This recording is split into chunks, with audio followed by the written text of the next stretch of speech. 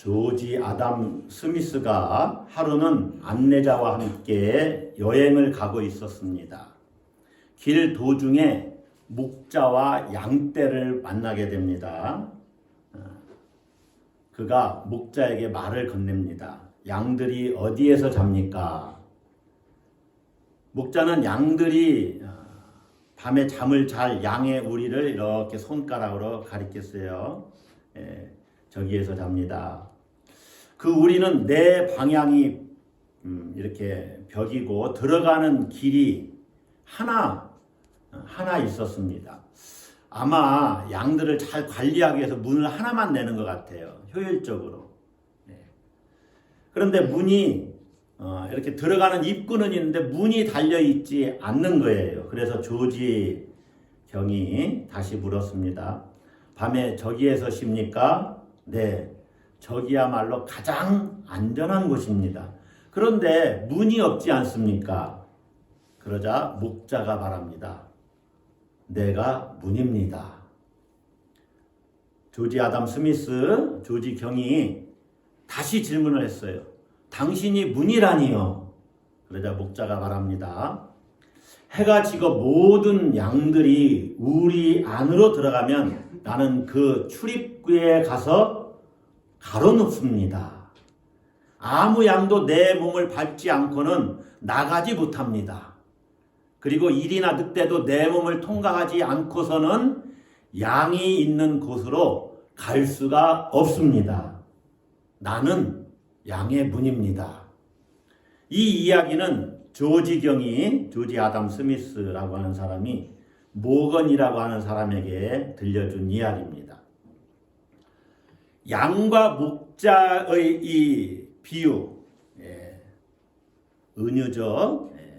이 양과 목자의 이 비유는 구약에서 이스라엘과 하나님과의 관계를 묘사하는 가장 대표적인 표현입니다. 그래서 많은 이 양과 목자의 관계를 많은 성경에서 이렇게 하나님과 이스라엘과 하나님과의 관계를 이렇게 묘사합니다. 그런데 특별히 에스겔 34장에 보면은 종말론적인 관점에서 양과 목자 비유가 나오는데 당시 이스라엘 지도자들이 백성들을 돌보지 않는 것을 목자가 양을 돌보지 않는 것으로 비유를 합니다. 당시 이스라엘 지도자들은 백성을 돌보지 않고 자기 입속 챙기기에 바빴던 것이죠. 그래서 목자가 양을 돌보지 않는 것처럼 양들의 약함과 상처를 돌보지 않습니다.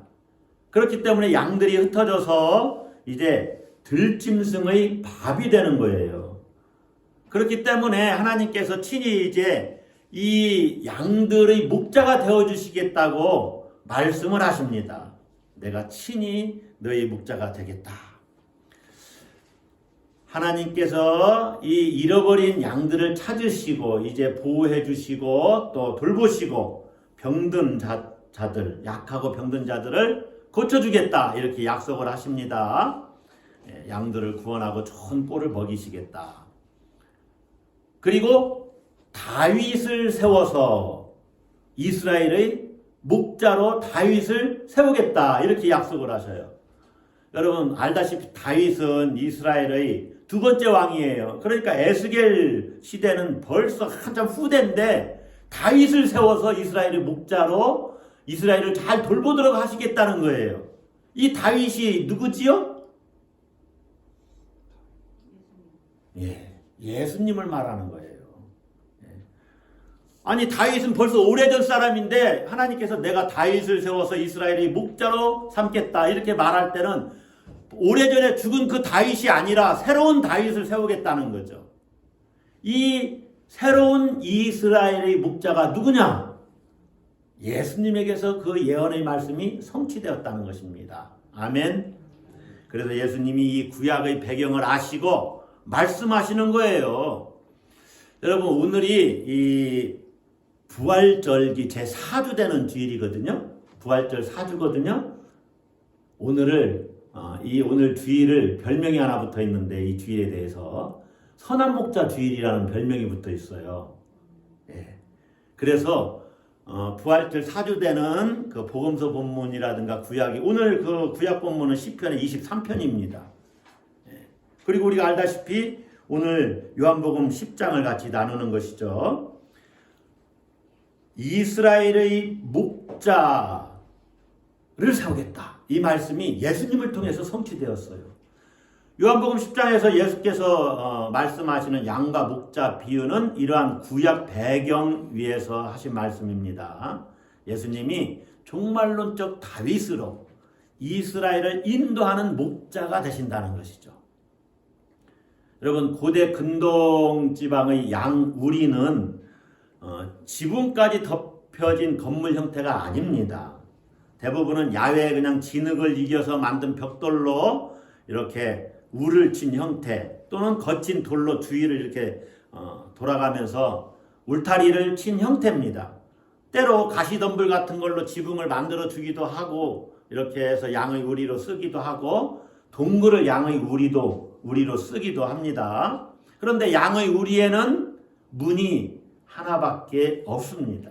양들을 그곳으로 들어가고 나가게 하는 것이죠. 물론 목자도 문을 통해서 양의 우리에 들어갑니다. 자, 우리가 한번 봅시다. 10장 1절 봅시다. 내가 진실로 진실로 너희에게 이르노니 무엇을 통하여 양의 우리에 들어가지 아니하고 문을 통하여 양의 우리에 들어가지 아니하고 다른 데로 넘어가는 자는 절도며 강도요. 문으로 들어가는 이는 양의 목자라. 그러니까 문으로 들어갈 수 있는 사람은 주인이거나 목자만이 그 문으로 들어갈 수가 있는 것이죠. 양과 관련된 사람. 이 문을 통해서 우리에 들어간다는 말은 문으로 들어갈 권리와 자격을 갖추었다는 거예요. 권리와 자격이 없이 거기로 들어갈 수 있는 사람은 아무도 없어요. 그렇기 때문에 울타리를 넘어가겠죠. 왜 울타리를 넘어갑니까? 양들을 도둑질하기 위해서. 그래서 문으로 들어가지 않고 울타리를 넘어가는 자들은 모두 다 절도요 강도라는 거예요. 우리 성경에는 한참 읽다 보면 10절에 도둑이 오는 것은 도둑질하고 그렇게 얘기를 했어요. 그런데 그 앞에까지는 다 절도요 강도니 이렇게 표현했습니다. 그래서 저는 가끔 이럴 때 보면은 좀 답답한 게 있어요. 뭐가 답답하냐? 이 절도와 도둑은 같은 말이에요. 그럼 번역을 할 때 같이 써놓으면 좀 좋은데 왜 절도요 강도요 도둑이요 이렇게 했냐 이 말이죠. 절도가 도둑입니다. 같은 말이에요. 그러니까 문으로 들어가지 않는 사람들은 양을 훔치기 위한 도둑이요 강도라는 거죠. 이들이 누구냐? 여러분 지금 성경이 우리 요한복음 10장 앞에 나올 때 9장을 쭉 읽어보면 예수님이 그 맹인, 시각 장애인을 고친 이야기가 쭉 나옵니다. 그런데 이 고쳐준 날이 안식일이에요. 안식일 날 예수님이 맹인을 고쳐주니까 바리새인들이 문제를 제기합니다. 왜 안식일 날 하냐는 거예요. 예수님이 안식일을 지키지 않았다고 문제 제기를 해요. 바리새인들은 시각 장애인이 눈을 뜬 그 사실보다 예수님이 안식일을 지키지 않았다고 따지는 거예요. 여러분 중요한 것이 있습니다. 안식일을 예수님이 지키지 않아서 죄를 지은 것이 아닙니다. 예수님은 죄를 짓지 않습니다. 안식일의 정신을 바리새인들이 잘 모르는 거죠. 예수님이 보시기에 이 바리새인들의 태도는 도둑놈의 태도와 같아요.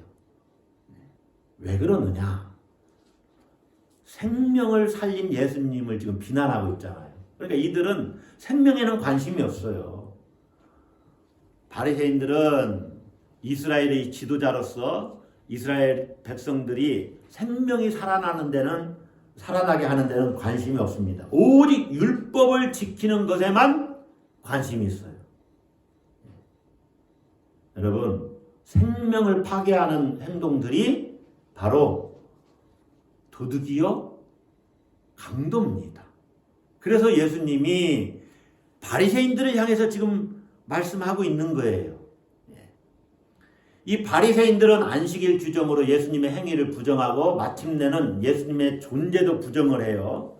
성경이 약속한 메시아를 죽이려고 하고 메시아를 영접하는 이들을 쫓아냅니다. 회당에서 쫓아내죠. 출교시키는 거죠. 그래서 그들을 영적인 맹인이라고 하는 거예요. 어두움에 쌓였다고 말하는 거예요. 이 바리새인들이 바로 절도요 강도인 것입니다.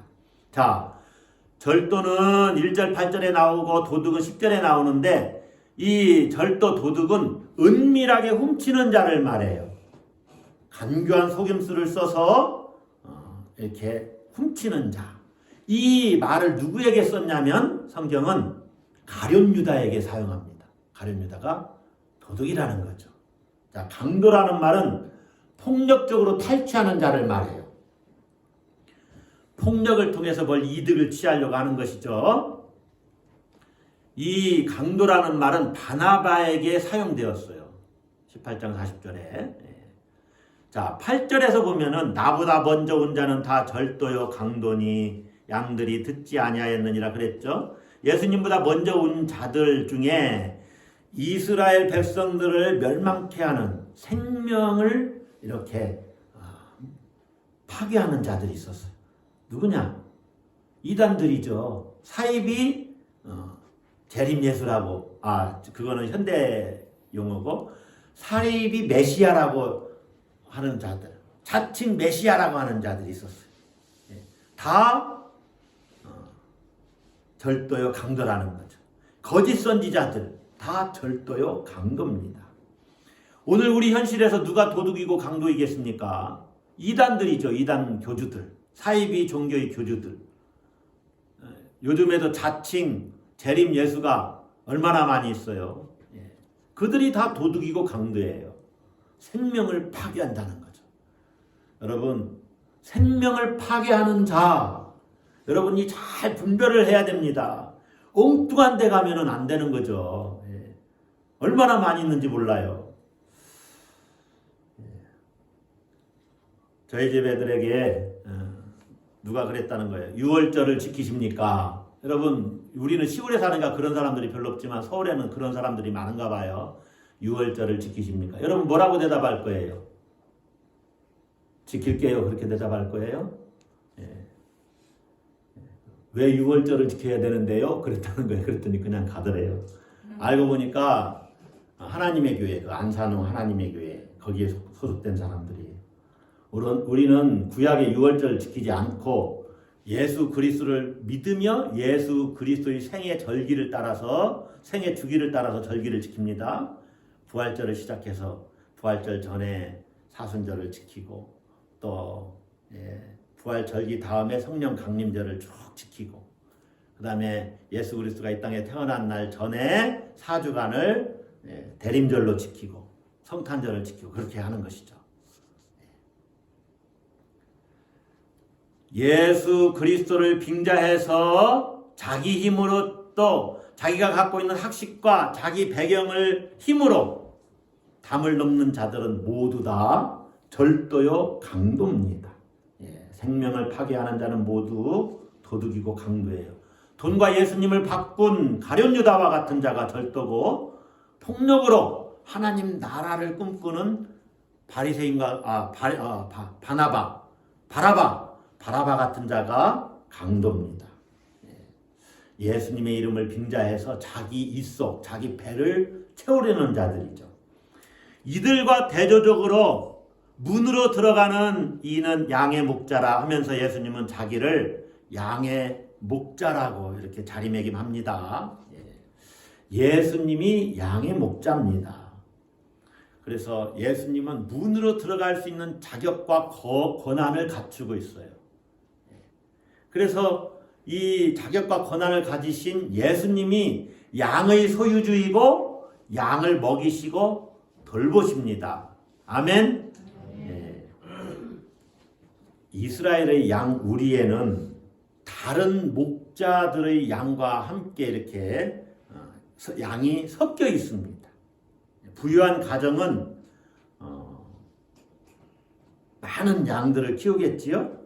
그리고 자기 양 우리를 가지고 있습니다. 그런데 대부분의 가정은 그렇게 부유하지 않으니까, 그래도 양은 키우니까 이렇게 공동 우리를 만들어서 양들을 이렇게 거기에 들어가게 하고 또 여러 사람이 이제 공동으로 자금을 마련해서 목자를 고용해서 그리고 그가 양들을 잘 키우도록 하는 것이죠. 목양하도록. 한 우리 안에 그렇게 양들이 섞여 있으면 목자들은 어떻게 자기 양들을 이끌고 갑니까? 각자의 양에게 이름을 붙여서 그 양들의 이름을 부르는 겁니다. 짐승에게 이름을 붙여주는 것이 팔레스틴의 그 관습입니다. 그래서 각자 양들 한 마리 이름을 붙여주고 그 이름들을 부르는 것이죠. 3절에 보면은 문지기는 그를 위하여 문을 열고 그의 음성을 듣나니 양은 그의 음성을 듣나니 그가 자기 양의 이름을 각각 불러 인도하여 내느니라. 4절은 같이 읽습니다. 자기 양을 다 내놓은 후에 앞서가면 양들이 그의 음성을 아는 거로 따라오되. 양들은 자기를 부르는 목자의 음성을 알아듣습니다. 그리고 목자를 따라갑니다. 해가 져서 어두워지거나 안개가 낄 때 양들은 목자를 잘 볼 수 없습니다. 또 양은 근시한 이래잖아요. 양의 특성은 겁이 많고 잘 보지를 못하고 또 굉장히 신경질적이라고 그래요. 제가 여러분 같죠? 하고 싶은데 그러면 또 그렇죠. 저만 쏙 빼놓는 것 같으니까 마치 우리 같죠? 예. 겁이 많고 잘 보지를 못하고 똥오줌을 분별을 못하는 거죠. 분별을 못하고 그리고 또 한 가지는 뭐라 그랬어요? 신경질적이고 불평불만이 많은 거예요. 양들이 그렇다는 거예요. 자, 많은 양떼를 키우면은요 목자가 보이질 않아요. 앞에 목자가 보이지 않습니다. 여러분이 유튜브 같은데 동영상 이렇게 잘 찾아보시면 어마어마한 양들을 목자 한 사람이 이끌고 가요. 너무나 장관입니다. 수천 마리가 막 양들이 이렇게 이동을 하는데 쫙 질서정연하게 이동을 합니다. 뒤에 있는 양들도 앞에 있는 목자가 보이질 않아요. 그러나 목자의 소리를 듣고 계속 앞에 있는 양만 쫓아가는 거죠. 그래서 5절을 보면은 타인의 음성은 알지 못하는 거로. 타인의 음성은 양들이 아예 신경도 쓰지 않는 거예요. 타인을 따르지 아니하고 도리어 도망하느니라. 여러분 타인의 음성에 귀 기울이면 안 된다 그 말이죠. 양들은 오직 목자 대신 예수님만 따라가야 된다는 거예요. 여러분 궁금하지 않습니까? 어떻게 양이 타인의 음성은 알지 않고 목자의 음성만을 인지하고 목자만 따라갈까? 케네스 베일리 교수라는 분이 중동에 대해서 연구를 많이 하시는 분인데 이분이 중동에 머물면서 그들과 함께 생활하면서 연구를 많이 했어요. 그리고 선한 목자라는 책을 썼습니다. 그가 어떻게 양이 목자의 음성을 알아챌까? 이게 너무나 궁금했어요. 그러던 차에 레바논의 베이루트에 머물면서 시골 청년들을 가르치는 기회가 있었다고 그래요. 그 시골 청년 중 한 청년에게 물어봤습니다. 만약에 너희 집에 새 양을 사왔을 때 이 새 양을 어떻게 훈련시키기에 주인의 음성을 듣고 따르도록 하느냐? 이렇게 물어봤어요. 새 양을 사오면은 그 양은 예전에 주인을 따라갈 거 아니에요. 그런데 이 양이 새로운 주인의 음성을 알아채고 이제 따르게 한다는 거죠. 어떻게 그렇게 하느냐? 그렇게 물어본 거예요. 청년들이 서로 막 앞다투면서 막 대답을 해주는 겁니다. 오래전부터 조상들이 물려준 독특한 문화가 있다는 거예요. 그게 이런 얘기입니다. 집에 양 한 마리를 사오면 주인은 이 양을 완전히 자기의 양으로 만들기 위해서 훈련을 시키는데 어떻게 하느냐? 14시간을 굶긴다고 그래요. 14시간을 간헐적 단식을 시키는 거예요. 14시간을 굶깁니다. 양들이 아침을 맞으면 배가 엄청나게 고플 거 아니에요. 그러니까 막 이게 사람이 오면 소리를 지르고 짜증을 낸답니다. 그리고 어떤 녀석은 심하면 막 담벼락에 자기 머리를 갖다 들이받고 또 다른 양들을 막 괴롭히고 막 그렇게 한다는 거예요. 여러분, 사람이 오면 양들이 뭘 기대하겠어요? 아, 저 사람이 내게 밥을 주겠지. 배고프니까. 그때 이 주인이 양에게 밥을 주면 안 된다고 그래요. 좀 더 기다리는 겁니다. 언제까지 기다리냐. 양이 하얗게 지쳐서 막 해롱해롱 될 때까지 기다린대요. 그래서 아침과 점심 사이에 양이 기다리다가 지쳐서 아주 하얘질 때 그때 이름을 불러가면서 양에게 음식을 준답니다. 그러면 양들이 그야말로 폭풍 흡입을 한다는 거예요. 이렇게 일정 기간 매일 한 번씩 그렇게 훈련을 하면 그 기간 동안에 대부분의 양들은 이 신경 쇠약증에 걸린답니다. 얼마나 짜증이 나겠어요. 배고픈데. 그런데 양들이 그 신경 쇠약증이 나갈 정도가 되면은 신기하게도 양들이 이제 이 주인의 음성에 반응을 하기 시작한다는 거예요. 그리고 다른 사람의 소리는 일체 듣지를 않는다는 거예요. 오직 주인의 소리만 듣는 주인의 것으로 이제 귀속이 된다는 거죠. 그래서 유대인의 아침은 굉장한 장관이 펼쳐지는데 공동우리에서 이 주인들이 양떼에게 이제 풀을 먹이기 위해서 이제 자기 양을 데리고 나가게 되면 밤새 이제 양들이 있었잖아요. 양들의 이름을 부르면 그 주인의 양들이 다 그 주인에게가 이렇게 몰린다는 거예요. 길을 찾아서. 마치 산에와 시냇물이 이렇게 흘러갈 때 가장 낮은 데를 찾아서 흘러가잖아요. 그같이 양들이 쫙 주인을 찾아서 간다는 거예요. 단 한 마리도 오차가 없이 주인을 찾아간다는 거예요. 기가 막힌 장관이 펼쳐진다는 거예요. 맨 처음에 하는 일이 양을 사오거나 양이 이제 자기 말을 들을 때까지 그렇게 훈련을 시킨다는 거예요. 여러분들에게 굉장히 신경질적이고 불평불만한 일들이 많이 일어나는 것은 아직 내가 목자 되신 예수님을 잘 따라가고 있지 못하기 때문에 주님이 훈련을 시키는 것인지도 모릅니다. 잘 분별해 봐야 돼요. 여러분, 목자가 양의 이름을 각각 불러낸다는 것은 두 가지 상징적인 의미가 담겨져 있는데 이름을 부른다는 것은 소유권을 의미해요. 저건 내 거다 그 말이죠. 양이 목자에게 소속되어 있음을 나타내는 겁니다. 그렇기 때문에 양은 목자에게 순종하고 또 목자는 양을 잘 돌보고 지키며 책임지는 것이죠. 두 번째, 이름을 부른다는 것은 친밀함을 의미하는 거예요. 친밀함. 가끔 저도 제가 한번 말씀드렸죠. 그 사람 말이 할 때 하고 그 사람은 별로 친밀하지 않다는 거잖아요. 누구의 이름을 부른다는 것은 개인적으로 친밀한 관계에 있다는 것을 의미해요. 양은 목자의 음성을 알지요.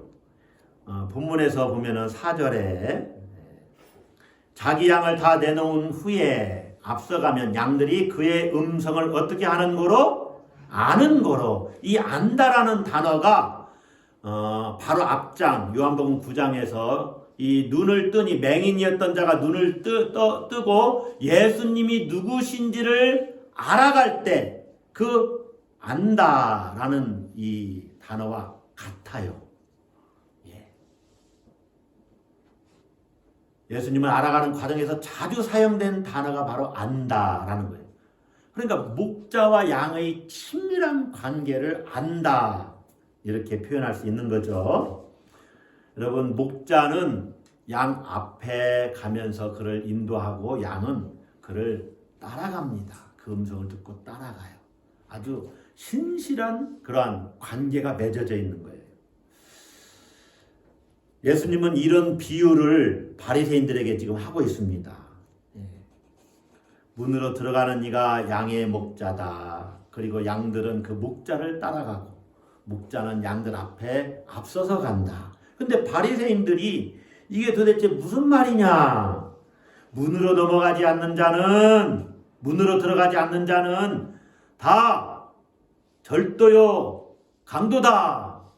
이 의미를 못 알아들어요. 그래서 예수님이 다시 설명을 해주시는데 7절에 내가 진실로 진실로 너희에게 말하노니 나는 양의 문이라. 따라서 한번 합시다. 나는 양의 문이라.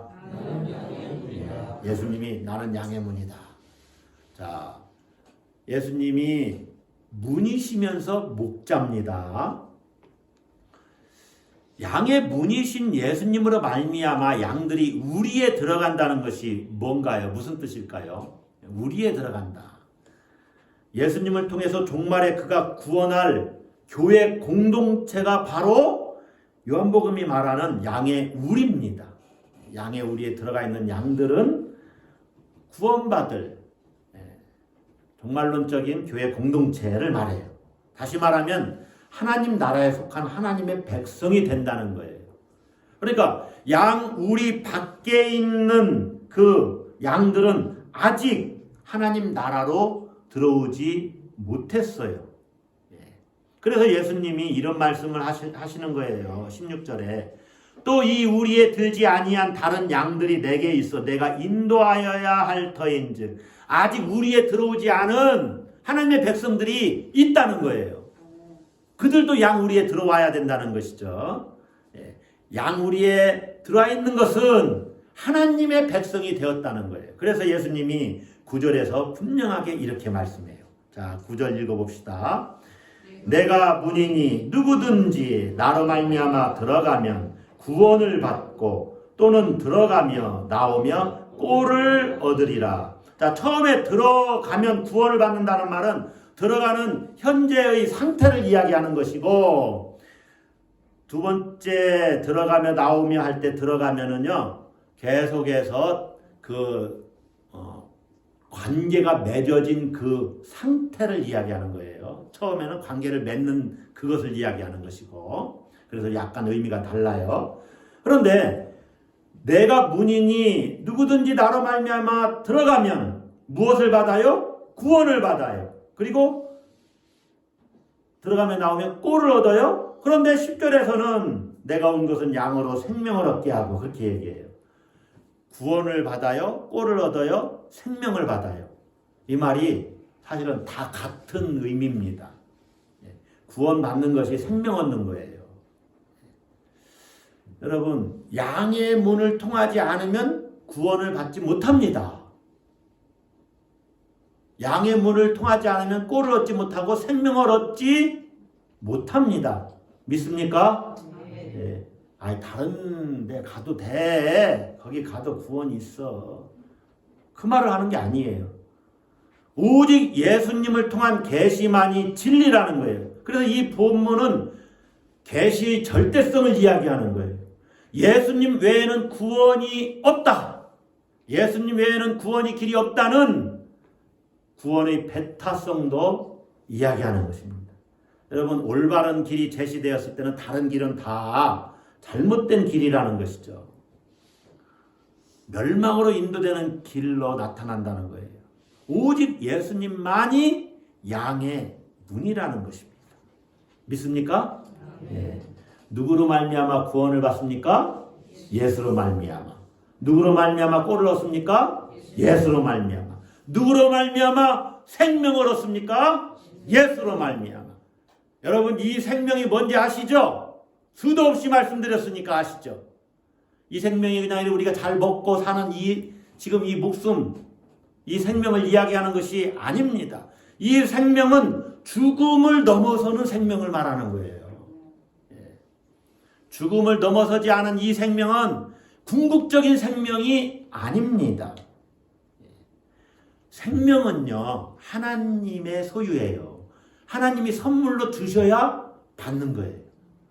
이 생명을, 이 궁극적인 생명을 제자들이 경험했어요. 누구에게서? 예수님에게서. 언제 경험했습니까? 부활하신 예수님을 만나고 경험했습니다. 부활하신 예수님을 보니까 예수님이 부활하셨구나. 예수님은 죽음을 넘어섰구나. 장차 우리도 그렇게 부활하게 되는구나. 그 생명이 진짜 생명이지. 요한복음에 의하면 이 부활 생명을 영생이라고 말을 해요. 영생. 그 생명, 이 영생을 하나님이 여러분에게, 우리에게 선물로 주셨습니다. 할렐루야. 우리는 이 예수님을 통해서 이 생명을 아주 풍성하게 받습니다. 여러분, 풍성하다는 것이 뭡니까? 조금도 부족함이 없다는 거예요. 여러분, 이 세상에서는요, 무엇을 얻어도 부족합니다. 아무리 많이 돈을 벌어도 부족해요. 아무리 권세와 명예를 얻어도 부족해요. 부족해요. 그러니까 그걸 놓지 못하는 거예요. 끝까지 그걸 붙들고 있으려고 하는 겁니다. 여러분, 정치인들도 보세요. 끝까지 그거 붙들고 있으려고 하잖아요. 은퇴할 때가 됐는데 끝까지 붙들고 있으려고 하잖아요. 돈도 몇 수십억 있어도 더 벌려고 더 그러잖아요. 뭐 그게 꼭 나쁜 것은 뭐 아닐 수 있습니다. 그러나 이 세상은 끊임없이 부족하다는 거예요. 여러분, 가족도 마찬가지요. 또 친구들도 마찬가지입니다. 그들에게 생명이 있는 게 아니에요. 가족들도 때로 서운하게 할 수가 있잖아요. 또 친구들도 가끔은 뒷북을 치는 친구들도 있잖아요. 뒤통수 때리는 친구들이 있을 수 있습니다. 세상은 어찌 보면 그래요. 거기에서 생명을 찾지 마세요. 그냥 그들은 사랑할 존재예요. 또 이 세상에 살아가는데 물질, 권세, 명예 이런 것들은 조금 필요하고, 그를 통해서 영적인 영향, 그것들을 통해서 영적인 영향력을 나타내는데 필요한 것 뿐이에요. 그것이 생명은 아닙니다. 착각하지를 말아야 돼요. 오직 예수님만이, 주님만이 우리를 풍성케 하십니다. 할렐루야. 풍성하다는 것은 어떤 상황에서도 부족하지 않다는 거예요. 그래서 시편 23편의 시인은 하나님이 나의 목자시니 나에게는 부족함이 없습니다. 그렇게 고백하는 거예요. 여호와는 나의 목자시니 내게 부족함이 없으리로다. 여러분은 예수님 안에서 이 풍성한 생명을 경험하십니까? 그래서 우리는 양의 문으로 들어가야 하는 것입니다. 따라서 합시다. 양의 문으로 들어가라. 어떻게 하는 것이 양의 문으로 들어가는 것이죠? 이미 성경에 다 나와 있는 건데, 예수님을 주인으로 알고 그의 음성을 듣고 그를 따라가는 거예요. 그를 따라가는 것. 이것이 기독교 영성의 최고입니다. 예수님을 주인으로 알고 오직 예수님만 바라보고 예수님을 쫓아가는 거예요. 다른 것들은 다 격가지예요. 양의 문으로 들어가야만 생명을 얻습니다. 예수님의 음성을 듣고 예수님을 따르는 그것, 그게 목자와 양의 관계로 내가 단단하게 결속되어 있다는 것이죠. 여러분, 내가 참 양이냐, 예수님이 목자이신데 그 예수님의 참 양이냐 아니면 가짜 양이냐의 기준은 예수님을 주인으로 알고 예수님의 음성을 듣고 예수님을 따르느냐 따르지 않느냐에 달려 있어요. 참 목자와 거짓 목자도 그렇게 나눌 수 있지요. 마찬가지로 참 양과 거짓 가짜 양도 그렇게 나눌 수 있는 거예요. 목자를 따르느냐 따르지 않느냐. 사랑하는 성도 여러분, 여러분은 생명을 얻기 위해서 어떤 문으로 들어가려고 하십니까? 여러분을 가장 사로잡고 있는 그것을 잘 생각을 해보세요. 여러분 머리를 꽉 채우고 있는 그것, 그 문이 예수님이 아니면 빨리 바꿔야 됩니다. 뭐를 해도 예수 그리스도로 내가 충만해야죠. 예수님이 아니면 모두 다 도둑이고 강도입니다. 다른 문으로 들어가면 멸망당하고 죽습니다. 도둑이 오는 것은 도둑질하고 죽이고 멸망시키려는 것뿐이요. 죽어요. 여러분은 누구의 음성을 듣고 누구를 따라가고 있습니까? 예수님의 양은 예수님만 따릅니다. 할렐루야. 지금 여러분이 듣고 따르는 분이 예수님이십니까? 아무리 그럴듯하게 들려도 목자 예수님의 음성이 아니면 도망가야 됩니다. 도망가야 돼요. 그래야 삽니다. 여러분 어떤 문을 기울이고 있는지 자기를 잘 한번 살펴보세요. 양의 문으로 들어가고 나가야 꼴을 얻고 생명과 구원을 얻습니다. 예수님만이 양의 문입니다. 예수님이 말씀하시죠? 내가 문이니, 내가 양의 문이니 누구든지 나로 말미암아 들어가면 구원을 받고 또 들어가며 나오며 꼴을 얻으리라. 내가 온 것은 양으로 생명을 얻게 하고 더 풍성히 얻게 하려는 것이라.